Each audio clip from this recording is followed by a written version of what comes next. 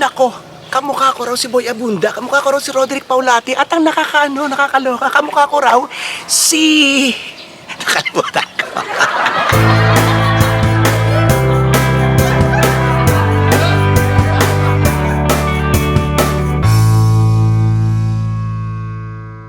Okay, so ito rin natin ngayon ang part 2. Marami mga nangungulit sa akin na i-push natin yung part 2, kaya go.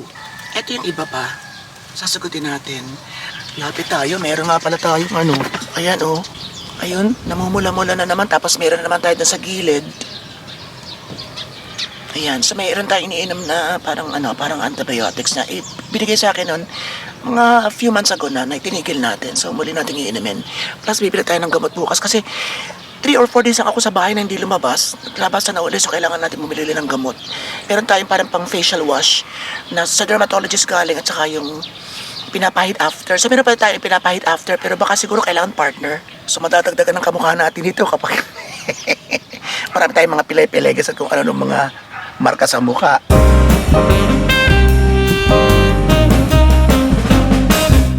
Eto, next time, wag mo nang isabay sa food ang pagkikwento. Medyo mahalay. Sabi ng matatanda, wag magsalita pag kumakain. This one, may pahit ng katotohanan. Kasi dun din kami pinalaki ng aming mga lolo't lola. O naririnig ko sa akin mga lolo't lola na kapag kumakain kayo, tahimik. Yun. But this one kasi po is an eating show. This is mukbang. Na basically, etong ibig sabihin.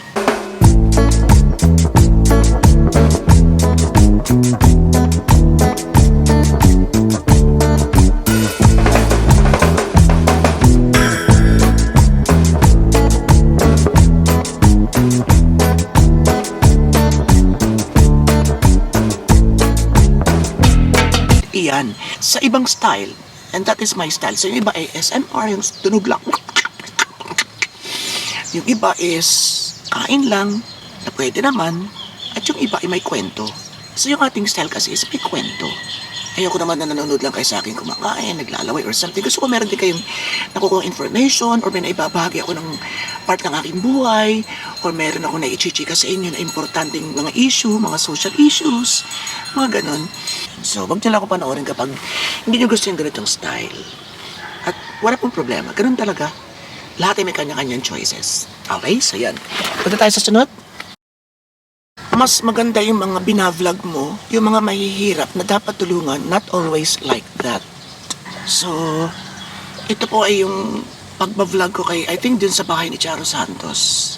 Hindi ba ito ganun kasama? Hindi ba ito talaga super bashing? Pero, this is a misconception and misunderstanding of what vlogging is all about. Sa iba kasi, pag vlogger ka, kasi nakasanayan na nga marami rin kasi mga vlogger ang nagsanay sa mga tao na namimigay ng pera. So tumatak yun sa isip, di ba naging mindset na ng iba na kapag vlogger ka, mamigay ka. Which is unfair. Hindi man kumikita ng ganun kalalaki ang mga vloggers, maliban na lang sa mga superstars pagdating sa vlogging world. Di ba nga sa Facebook, totoo yun. Marami nagkireklamo na 3.5 million, 2.5 million, ang kinikita lang $17. Di ba? $25. Yung iba nga, mga $2 lang. Ako nga may video na million din pero ang kinita ko maliit lang. Trabaho rin po kasi ito. Huwag na nating i-chapwera yung katotohanan. Ito'y bahagi ng online business. May mga, how do you call this? May mga online sellers, call centers, mga graphic designers, mga proofreaders, mga marketing strategists, mga writers, diba?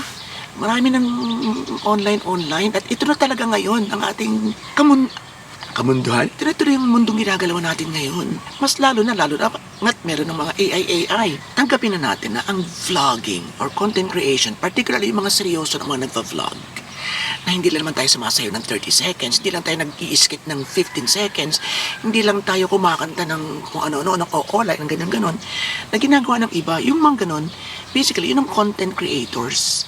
Kung vlogger ka na, ikaw na yung nakikipag-usap, nag-share na yun. Naputol tayo. So, nasan tayo? Yun. Balik ulit tayo doon. Ang pag-vlog, hindi ko ma-vlogger ka, automatic ang magbibigay o mag-share. Huwag po natin gawing mindset yun. Hindi naman lahat ay kumikita ng maganda.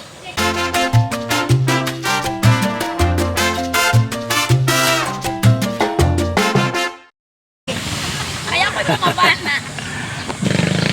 Yun, maraming tao ngayon. Ayun, nawala tuloy tayo. Okay, another one. Ano pa yan, Robert? Wala namang kwenta yung vlog mo, yung mas interested naman.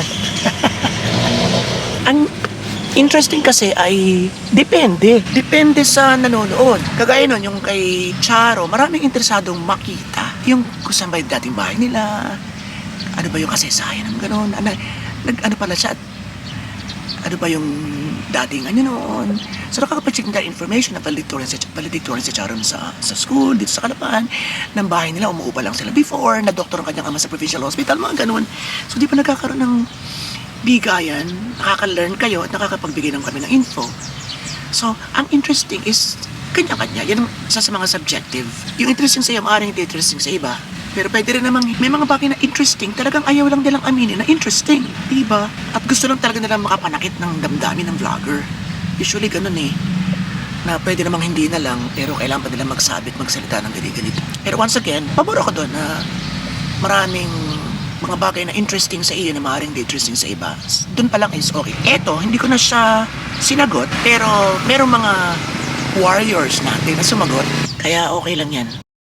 Next, dumadaan sa simbahan, nagkukrus, pero pagpasok sa loob mismo ng simbahan, hindi na nangurus. Yan. Okay, ganito po yan. Hindi naman lahat ng kembot natin ay kailangan makuha na ng camera. So ako talaga, pagpasok ko ng simbahan, ako yung naluhod ng pabahagya. Alam niyo sinasabi ko? Yung na ganito, pasok ng simbahan, and then habang nagkukrus, naluhod ako ng pabahagya. Okay, tapos uupo na ako, luluhod na ako, at pagdadasal ako. Pag pumasok ko ng simbahan, hindi ako magdadasal. Kahit simpleng dasal lang ng pasasalamat. Yun. Yan kasi ano eh, may mga...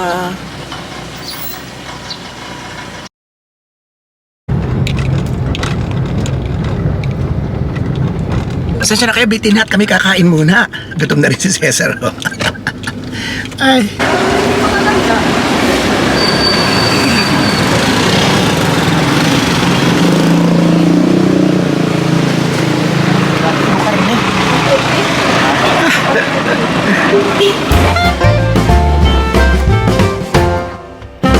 So ituloy natin. Busog na. Tapos konti na lang tao dito. And then after this, dadalo naman tayo sa inay. Alright, so nasan tayo kanina? Dun sa hindi raw tayo cruise tayo ng cruise sa labas. Kasi di ba sabi ko, basta may nadaan ng simbahan, di maaari hindi ako mag-cruise. Ayun. Di ba may nakakatuwang kwento? Hindi ko na kwento ko na sa inyo ha.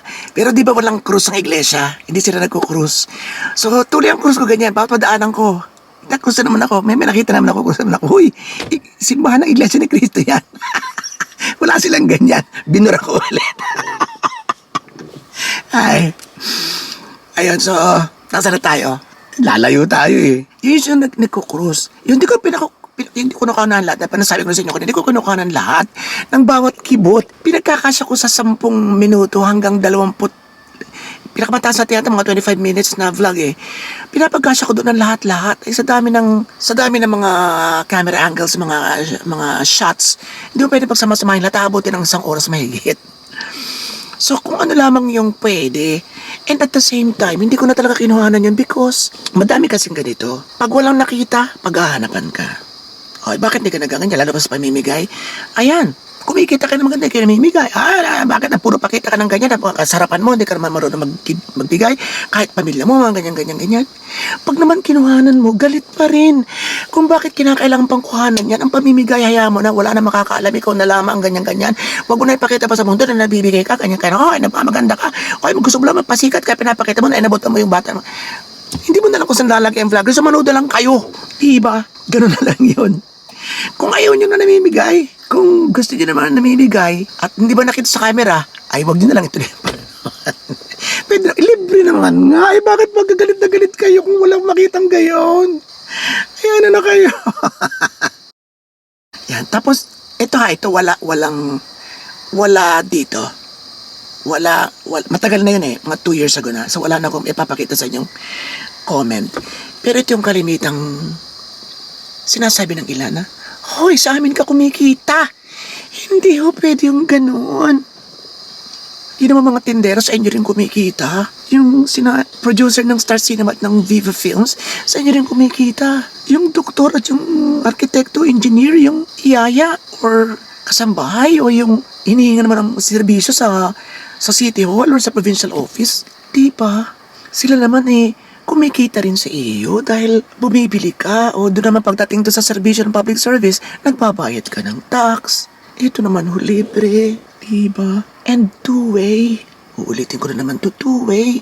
Gumagawa kami ng produkto na pinapanood nyo, aminin nyo man o hindi na kayo na-entertain or naasar kayo or naintiga kayo or na-excite kayo or nabitin kayo or what, nanood kayo.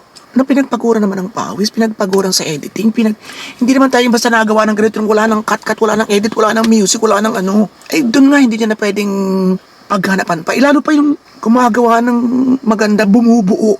Kung di ba interesting sa iba, wala na akong kebs. Malaking feeling ko nakapagbigay ako ng kahit konting ngiti sa labi. At kung si Mangot man, nakapag ano ka pa rin. Diba? Nakapagpukaw ka pa rin ng damdamin sa pamamagitan ng iyong na parang munting sine. Wag naman ganun. Di wag kayo manood. Kung sa inyo kami kumikita at hindi na kayo manood kasi reklamo kayo ng reklamo. Sige, di mo kayo manood at hindi ka kayo nanood. Ako walang kita. Ako na lang bahala magdusa. Di kawawa ako. Ayun naman hindi naman kayo direct ang nagpapayad. Diba? Yung Google ang natatrabaho. That's why hindi na nga ako naangal Ang hatian po sa YouTube, 55%. Ang vlogger, 45% na napupunta. Diba? Halos kalahati ang nawawala. So, ang kita 1,000. Sa isang video na pinagpaguran mo, 550 lang sa'yo. 550. Tapos may mga mura ka pang matatanggap at mga ganyan nga min comments. Ano ba kayo? Diba? Walang ganun. Bigayan tayo. Nagbibigay kami ng libreng palabas. Nanonood kayo. Tapos, walang sisihan at sa amin ka kumikita. Ito naman si Aling Sabel. Huwag naman ganun, Mamang Cardo. Okay po. So, bigayan tayo. Sunod. Nasa na tayo? Humaba tayo doon Okay, isa pa ha. Okay, isa pa. And then pupunta na tayo sa mga kamukha ko. Parang gusto ko sa bahay nila natin pag-usapan kung sino kamukha ko. Alright, isa pa tayo.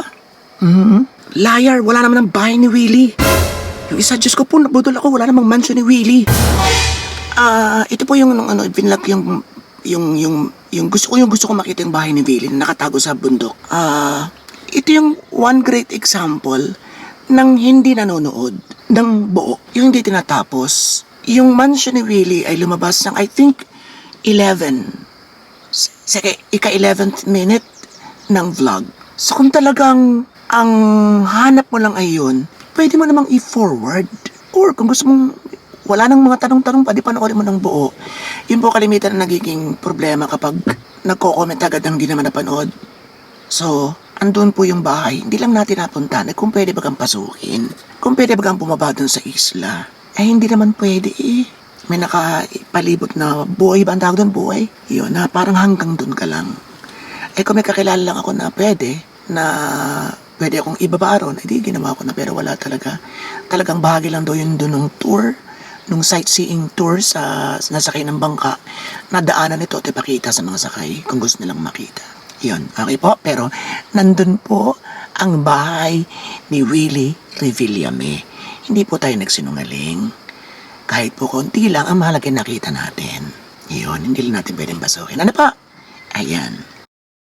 Another one, ito sa pageant vlog ko naman, marami mga galit kapag ikaw ay nagsabi ng totoo, feeling nila toxic feeling nila wala ka ng pagmamahal sa bayan. Pilipino nga naman, ano naman nakikita natin, dapat support pa rin, huwag sana natin negative pa iralin. And then yung isa naman, vlogger lang po kayo, Diyos ko. Instead, cheers up Chelsea. You let her down. Fight Miss Philippines. I think positive, ignore toxic people. Hindi po toxic ang magbigay ng mga konting bagay po naman ito o papuri na makakatulong para mas mag-improve. Kandidata natin na mag-represent sa Pilipinas, pageant vlogger din po kasi ako. Robato po ang pangalan ng aking channel na Pageants and Reactions. Ako kasi yung vlogger na bihira ako dun eh. Kaya paputol-putol talaga. Minsan once a month lang ganun. Natamad ako sa pageants. So, hindi ko man nagsabi ka na like yung kay Chelsea na unat tapos biglang kulot and then change ulit kinabukasan. I didn't think it would help in any way because mako-confuse ang mga hurado during the preliminary round kung ano ba talaga ang gusto palabasin. Baka magkaroon pa ng mga racial discrimination commentaries and so on and so forth. So I think mas okay yun kung hindi naman masama, actually hindi man masama na maraming hair. Kaya lang, I feel ko kasi mas okay na isa o dalawa lang yung itaas mo lang gusto mong itaas sa gown o ilaylay mo sa gown or sa swimsuit ang ganun. Ganun lang. Hindi yung 3, 4 na klase ng buhok. Minsan may kulot, minsan super kinky, minsan super... Diba? So, sinasabi ko hindi para siraan si ano. Siyempre, gusto kong manalong Philippines. Ano ba kayo? Parang anak yan eh. Kung magulang ka, puro papuri bang ibinibigay? Matanongin ko yung mga parents. Puro papuri bang ibinibigay ninyo sa anak nyo kahit pinipilit niyang mag-medyas ng ganitong medyas na hindi naman pwede sa school, ay pinipilit niyong sabihin, okay, go, sige, wow, cute. Kahit alam mong hindi rin naman papayagan sa school. Or, dalagitang 13 years old na nagpakita na ng bubsina na papunta ng simbahan, just because you love her, you wouldn't say anything. Nanega. Naman. Ganun din yun sa pageants. Hindi ko may sinabi akong ganito na, yung lakad niya is, parang mas maganda siguro na konting tigil lang muna. Pause at least, kasi ang ginagawa kalimitan ng mga Filipino representatives, okay ka na pack, and then exit na agad. Ang sinasabi ko is, ganun muna, pack, and then tingin sa judges, 3 seconds. Diba? Ano masama dun? I just want the best for our candidate because I love our candidate. Sino ang toxic ngayon? Yung wala ng kiber, huwag magkasalita ng nega kahit medyo may pwede pang i-improve or yung nagsasabi ng go, kailangan medyo sana mabasa to ng diba? And at the same time makakatulong to indirectly kasi baka mapanood ng isang ganito na malapit dun sa trainers ng candidate or sa organizers ng ganito, diba? I'm talking sometimes about organization na hindi masyadong maganda yung pag-handle ng pageants. Malay mo nakakarating sa kanila, diba? So yun ang sa akin, hindi ko man nagsabi ka ay sakop ng pagka-Pilipino. Ano ka rin mga ari? Palagay ko okay na. Punta na tayo ngayon sa mga kamukha ko raw. Mga hayop ng mga to. Okay. Eto, una. Kamukha ko raw si Roderick Paulate. Hindi man, feel ko hindi naman. Kaya lang siguro dahil yung ating mga kembot na, hi! Lalo pa nung kabataan natin, ganoon talaga tayo. Ganoon tayo. So siguro is, pareho kami maliit. Tapos halos pareho yung aming kara ng katawan, di ba? Punggok. Ayun, so siguro that's why. Pero sa mukha naman, parang hindi naman masyadong hawi. Kasi mas, chinita. Boy Abunda, no, I don't think so. Siguro dahil pareho kami may konti ng kalbo. Sabagay, mas kalbo talaga siya. Ako sa tuktok pa lang. Pero I think naiihambing ako, hindi dahil sa kahawig, kundi dahil may mga instances na umi-English ako. Minsan may mga puna ako na parang gano'n ng intonation, na parang gano'n ng peg, diba? Na siguro sa forma, pag nag-i-interview, mga gano'n-gano'n, lalo pa sa pageant vlog ko. Pero basically, pag ganun kasi na may mga kahawig ka sa mga mannerisms, and the way you talk, and the way you dress up, minsan mga ganun, so parang pumupunta na rin sa mukha. So basically naman kung mukha din lang, face card, feeling ko hindi kami magkamukha. Number 3, Efren Reyes Jr. Feeling ko ito, medyo malapit-lapit kasi kami kasi basically ilagan, malayong space dito from here. Papaganon. So parang naman ako to sa aming lola. Yung lolo kasi namin parang Espanyol, matangkad, 6-footer. Ang lola namin 5'2", 4'11", mga ganun. So dito na kong picture nila dati parang ganun. So ang tatay ko ganun din. Yung mga kapatid ng tatay ko ganun din, except yung isa, yung tito ko sa Batangas. Pero sa mga pinsan namin, halos konti lang kami nakakuha. Yung iba naman is mga mistiso, mga puputi. Parang ilan lang kami. Sa amin magkakapatid, parang 2, kami 3. Parang ako lang yung mas prominent. Yun. Kaya kalimitan, super smile ako. Kasi bawin-bawi, di ba? Kapal ang mukha. Sabay pasok ng tansya ko. Magpapalis tayo ng ngipin kasi parang ito yung ngipin natin. Kaya lang syempre mahal. Yung salamin natin, papalitan din natin. may nakakatuwa, may sumulat sa atin, sponsoran niya yung ating salamin, taga San Pablo. Bibisitahin natin siya. Yun, sa ngipin naman so far, wala pa. Yun, and, ano pa ba? Yun, so feel ko parang may konting hawig kami ni Efren Reyes, kaya lang mas singkit nga ako. Next, attack! Sabi ko, sinong attack? Pagdating ko ng Pilipinas, sinong attack? Kasi po mga, sabi ko nga sa inyo, kung magkakaibigan, hindi man, okay lang yung mga baratingasan ng salita na, ay, bakla, kamukha mo man din si ano, kasi attack, mga ganun-ganun. So akin okay lang, hindi nakakasama ng loob. Kasi at the same time, baka naman may bahid ng katotohanan. And ang isa pa is for fun, di ba?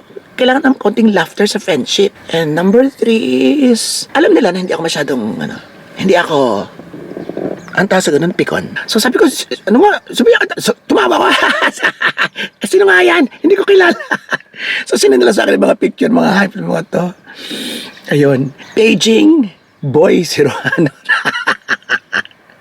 Ng Kamilmil, sino pa? Si Prima, Premature, Selparim, King Edward, ng Tibag, ay nako. Okay, so, yun. Hawig nga. At last but not the least, Chavit Singson. So, kamukha ko raw si Chavit. Marami nagkasabi nito, lalong-lalo na sa pageant channel ko. Chavit, ikaw ba yan, Chavit? Well, isa po ako sa nawawalang anak. Sayaman, di ba? Ayos na ayos. There's nothing wrong with that. Hindi lang kay Chavit, kundi sa pangkalahatan. Lalo pa nga kay Chavit, di ba? Pogi yun ang kabataan kaya. Tapos ang ganda ng kutis. Di ba? Sana ganun din tayo. Mayaman, maganda ang kutis. Yun, ang kutis natin, Diyos ko. Ako may mga naisip pa kayong kamukha natin na, yun, ina-expect ko na agad na hindi mga kagandahan na ipaparit sa akin. Okay lang yan. Welcome na welcome tayo dyan. Yan ang isang bashing na, hindi ko tinuturing na bashing because bukod sa may bahid na katotohanan, ay nakaka-create ng fun at laughter sa akin at sa ating lahat. For sure, tawanan kayo dyan. Okay? So, sa pangkalahatan, we don't mind these bashings, basta wag lamang yung idadamay ang magulang or ang ganito at magkasabi ng kasinungalingan. Yung hindi totoo. Yun. Ayan, so maraming salamat sa inyong lahat. Ang init. This is your friend Bato. Saya nagdudugo sa iyo at mabuhay lahat ng Pinoy sa masulok ng world. Batology pa more and more and more. Thank you.